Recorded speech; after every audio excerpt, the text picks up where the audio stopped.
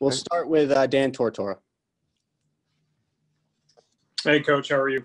Dan? I do want to let you know that I remembered what you said last week. I'm not in the car, but I made you a sign. I appreciate it. All right, so I'm going to make sure I answer your questions. All right, so I wanted to, first and foremost, just what you saw from Duke. I know they were held scoreless in the fourth quarter of their first 3 games, but they scored 17 in this last one and tried to fight back. Just what you see from them on film. Well, you can see that David Cutcliffe has gotten a lot more involved with things that are going on. That looked like almost an entirely different football team, and they gave a heck of a fight up Saturday. I mean, I really believe that Coach Cutcliffe is one of the sharpest guys I've ever met in coaching, and I know that he's going to right that ship.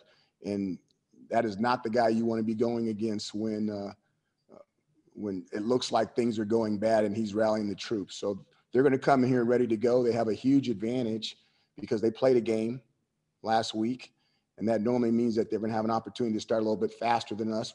We're going to have an advantage that we're going to have some guys healthy, supposedly. And hopefully, we can catch up to game speed fast enough that we don't get too far behind where we can make a game of it. And then as far as obviously coming off the success of running the ball with Sean Tucker, just what you could say about, trying to, balance that out and really trust in the run. And what have you seen from Sean since then as he improves and you guys get ready for this game? Continue growth. We were talking to the guys. This entire week that he's slowly coming along. We want to make sure that he slowly gets it right. And we think we have a lot of good backs, but, it just goes to show you this guy may be 1, this guy may be 3, and then a guy gets an opportunity and you go, whoa. Now we saw those things out of Sean before, but he showed off. We called it showing off. He showed off Saturday. So obviously he's going to get an opportunity to show off again. Thank you, Coach. Good luck. Mm-hmm. Thanks, Dan. Next we'll go to Nico Tamarian. Hey, Coach. Good to see you. Our Monday routine here is kind of that sense of normalcy, so it's good to have it back again. Good to see you, Nico. I just wanted to talk about with, you kind of hit on it in your answer to Dan's question there, the idea that it was such a unique offseason. You guys got some momentum going, and then you had to take a week off. How do you try to get back into that swing of things and make sure you have that momentum from the Georgia Tech game carrying over into this one? First of all, I'm not going to apologize for the week off. It's an advantage and it's a disadvantage. We needed a break. We really did. We've got guys banged up, and it gives us an opportunity to – those guys are playing a lot of snaps. Like I said, there's no gimmies this year, so you don't have an opportunity to rest some of these guys during a game or a week. So the starters are playing a lot of snaps, and the backups are not playing a lot of snaps. So it gives us an opportunity to grow the underbelly, so to speak, and also rest the starters. Now, I will say this, that we got after it a little bit because I really don't want us to have a slow start, and I don't want to jinx us either by keep bringing it up. So we did get after each other a little bit. But the main thing for a bye is to rest the guys that have played a lot and hopefully come into this game a lot healthier than the opponent that you're going to play. Appreciate that, Coach. Thank you. Thank you, Nico. Next, we'll go to Darius Joshua. How you doing, Coach? Just preparing for this game this week. What was Andre Cisco able to do last week, and kind of what is his status for this week against Duke? The big thing with Andre suffered a lower body extremity injury in the pregame, which in 39 years I've never seen that happen. But I don't want to go much further than that because it's a huge advantage to the opponent that we're about to play. But I'll tell you what, I've seen him every day, and he's been smiling and he's been excited. So we'll see. And then kind of following up on that, I know you don't want to expand on Andre Cisco, so I'll ask you about Duke. When you watch the team that has turned the ball over the way they have through the first 4 weeks and the way that you all have forced turnovers yourselves, I know players can maybe sometimes get excited when they see those kind of mistakes. How do you sort of see that on tape from the opponent that you play this week? Well, I'm not – ask it again, Darius. You're going to get mad at me. I was kind of – ask it again.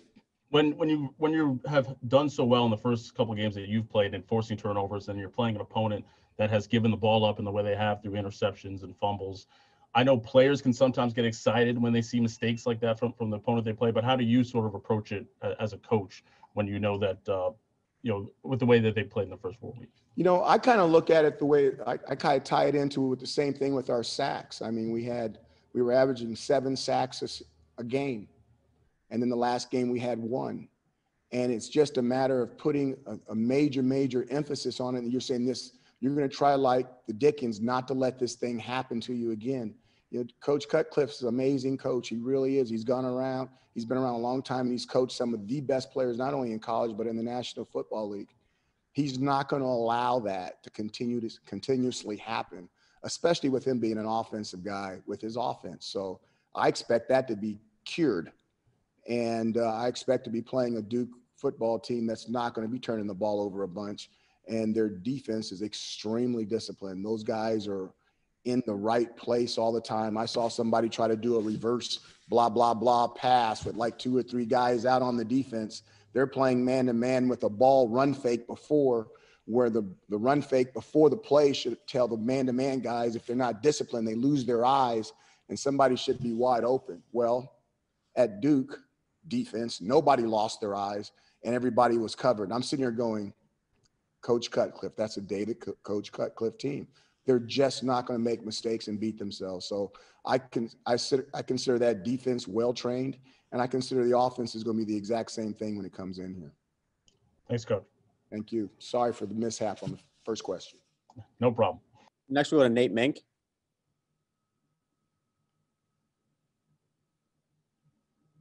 Nate, you're muted. Hey, Dino. We're in that early October timeframe, which is when you had alluded to you might be getting some offensive linemen back who hadn't been playing yet. Do we expect Dakota Davis to be back this weekend, or is there a timetable for where some of those guys stand?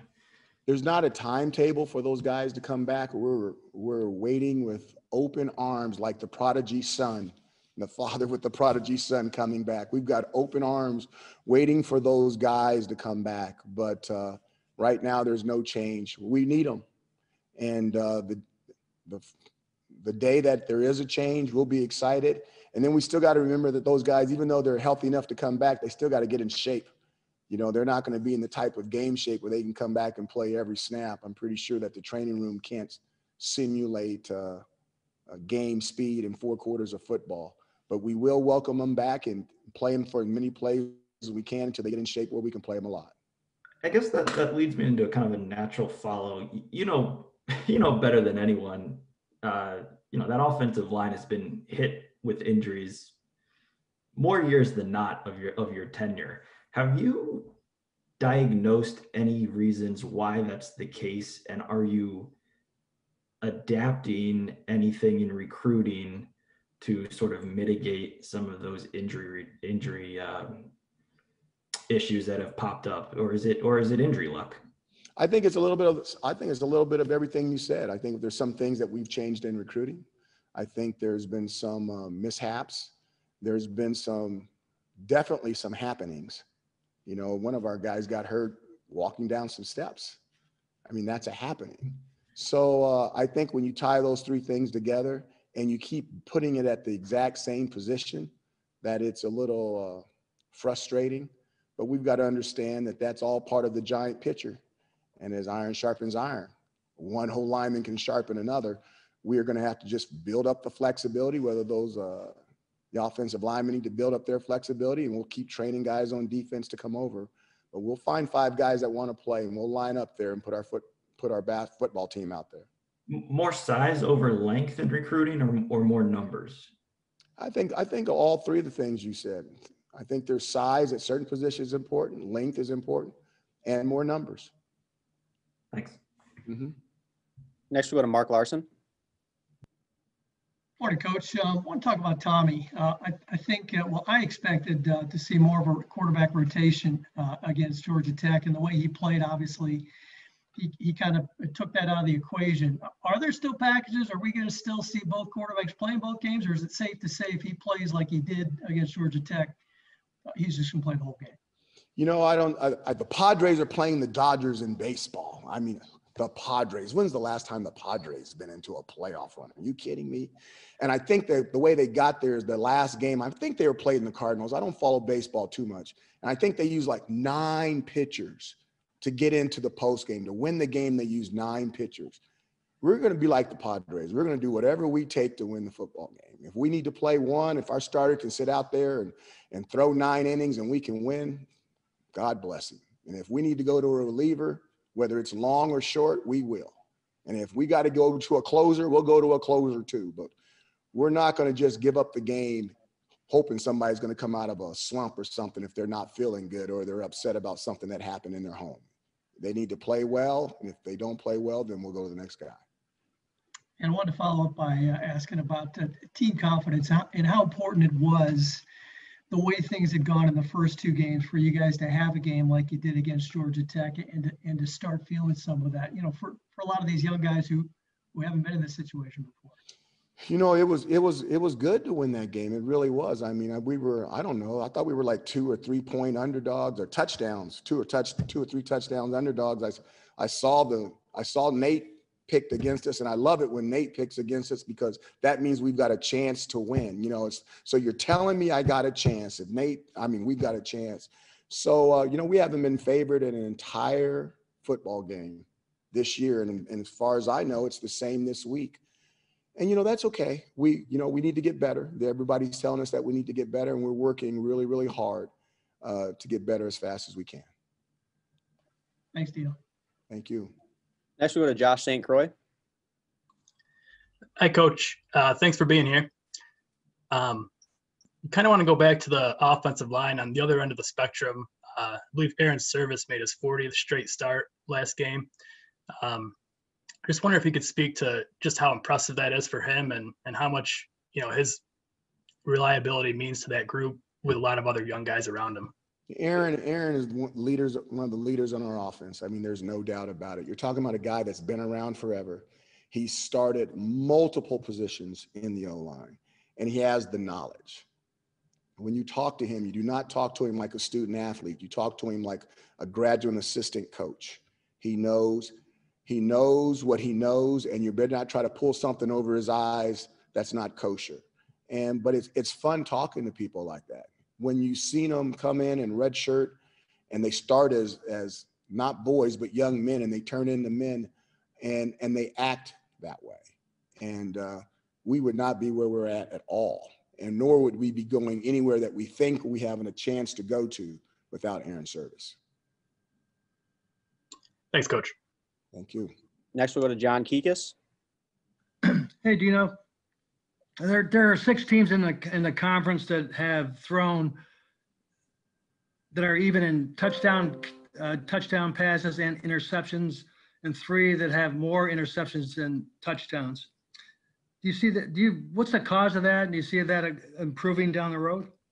I'm not sure of the question. Can you ask it again, please? There are 6 teams in the league that have either the same number of interceptions as touchdown passes or more interceptions than touchdown passes. Do you see that the reason for that, and do you see that improving as the year goes on? I do. Let me do the second part. I do see it improving as the season goes on. And one of the biggest reasons I really believe it goes back to the summer workouts. The quarterbacks and the receivers and the DBs can really get a lot of stuff done in the summer when they have their player-led workouts that were totally eliminated. And then when you think about spring ball being totally eliminated, and then maybe quarterback having a relationship with one receiver where he really knows where that receiver likes the ball.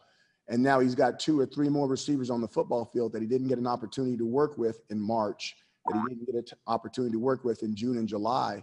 And I think that's what you're seeing early in the season. As the practices build up and they get more consistent in knowing what those young men like and where they want the football and when they want it out of their breaks, I think you'll see the touchdowns go up and the interceptions go down. Thanks, Dino. Thank you. Next, we go to Anthony DeBundo from the Daily Orange. Hey, Dino. Hope you're doing well. Yes, sir. My question is about the red zone efficiency. It's been a problem the last couple of years with taking 3s instead of 7s. what do you have to change? And what are you trying to change as an offense to execute better there? Is it creativity, play design, just execution? What is it? The biggest thing in the red zone is that the throwing field shrinks, which means the closer you get to the red zone, you think the offense has the advantage, the defense has the advantage because they have less field to cover. One of the things you do with our offense is you're covering 53 1/3 of the football field in width, and you're covering the entire length of the football field, which is how our offense puts pressure on you. As that length shrinks, the advantage goes back to the defense. To answer your question, the best way to be a high efficient red zone team is to be able to run the football into any pitcher. But when you get into the red zone, that box is going to be loaded, which means now you can block everybody but one guy. And that one guy that you can't block belongs to the running back. So if that running back can't run over that guy or make that guy miss by giving him a fake or bouncing to the outside and outrunning him with speed or cutting back across, then you're not going to have positive plays in the red zone. If you go back and you check Army, Navy, Air Force, all those teams that run the ball predominantly and don't throw the ball, their red zone is through the roof. Because when they get in the red zone, they're doing exactly what they do in the open field. And you'll normally find that teams that throw the ball a lot usually have trouble in the red zone. The best way, if you're not going to be a wishbone option type team in the red zone, the best way to have high efficiency is to be able to run the football. So the better you run the football, the better you'll be in the red zone. If you go back and check our numbers, I want to say our best red zone year was probably our 10-3 year. And I would say that was because we ran the ball better that year than any other year. Thanks, Dino. Thank you. Next we go to Christian de Guzman. Hey, Coach. How are you doing? Good. How are you? Good, thank you. So in the beginning of the season, you kind of had that three-headed monster at safety with Andre Cisco, Eric Hooley, and Trill Williams. We haven't seen Eric for the past couple of games. What's his status been for those 2 games, and what's his status going into the Duke game? Obviously, he's got an owie because we're waiting for his owie to clear up so we can get him back out there. And the sooner the better. You know, we got some young pups back there, and we could really, we're really encouraged, and we're really looking forward to the opportunity that we can get Eric's experience back there to put one of those guys back in a rotation type situation, or at least be able to spell them for a couple of plays where they're not out there all the time. And shifting to the other side of the ball, we've seen from Duke, their edge rushers are particularly impressive in getting to the quarterback. Of course, against Georgia Tech, it was a good day for the offensive line, only giving up 1 sack. Well, what kind of challenges does that Duke rushing attack, especially from the edge, present to the offensive line to keep Tommy clean this weekend? That is the challenge. I mean, both of those guys are exceptional. You're talking about Chris and Victor, and I mean, they both have accolades. They've all been talked about in the ACC. They've gotten their awards, and they're coming back to get paid. I mean, this is their money years, and they're doing extremely well, both of them. I think one of the young men is averaging like a sack a game or something since he's been a starter, which is amazing. So that defense, I mean, they play a lot of man-to-man on the back end. They do a fantastic job with their eyes. They don't get crossed up. They're extremely well coached. And while their receivers are struggling to get open versus that man-to-man, those 2 edge rushers are coming down on your quarterback and getting there in a nasty mood. So it's the really key to what they do. And they have the ability to get to the quarterback with 4-man pressures while their back end can still hold up playing man-to-man. So it's difficult. That's what they're good at, but we can't throw in the towel. No one's going to be shedding a tear for us. We got to find a way to try to make it happen. Great. Thanks, Coach. Thank you. We have time for a couple more. We'll start with Brent Axe. Morning, Coach. Good morning, Brent. I wanted to ask you about, you've had a number of young players, Sean Tucker last game, Jahad Carter, just to name a couple. But why do you feel like so many younger players, particularly freshmen, have had the early success that they've had this season? Well, probably injuries to start off with. The not having the development, you know, when the guys that are on the team are excluded from having a spring ball where they can know all the ins and outs of a new defense or all the ins and outs of a continuation offense.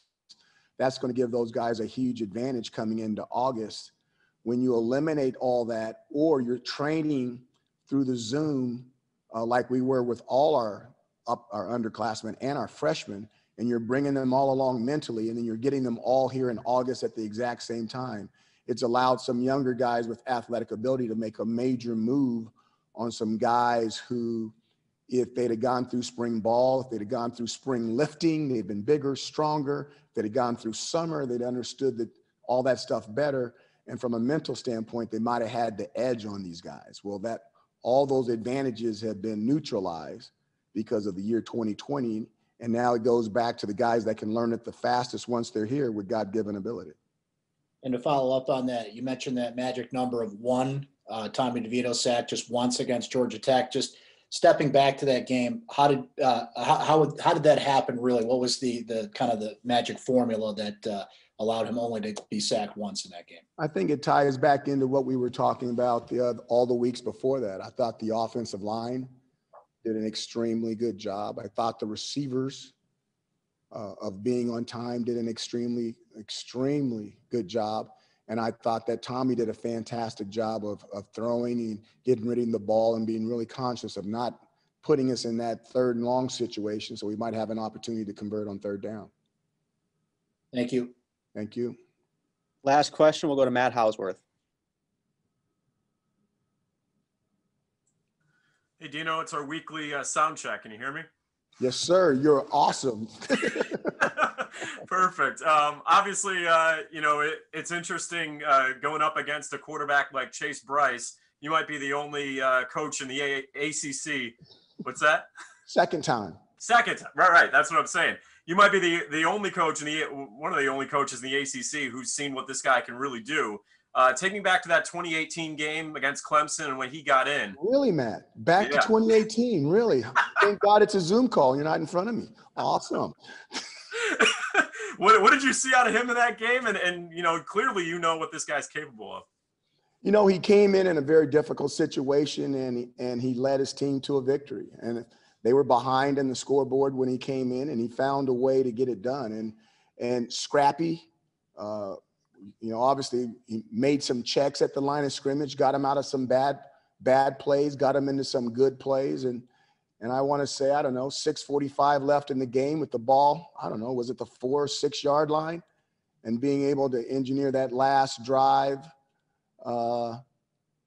where they got into a situation where they could either kick for a field goal for the tie or punch a touchdown in for the win, and ate up all the clock and got it in the end zone for the touchdown. And if I'm not mistaken, did they go on and win the national championship that year, or did they lose that year? I can't remember, since they're always in there. Off the top of my head. I can't remember. But I know this, that he's probably never going to have to buy a hamburger or a milkshake in Clemson, South Carolina. I think people will always remember his name, and I think I'll remember it for a while. That's for sure. Thanks, Matt. Thank you for reliving that. That was awesome. Appreciate it. Thanks. All right. On that note, that concludes today's press conference. Thanks, Coach, for taking the time. Media, if you haven't submitted your request to be on Tuesday night's call with players, please submit them today. And thanks, everybody. Thank you. Thanks guys.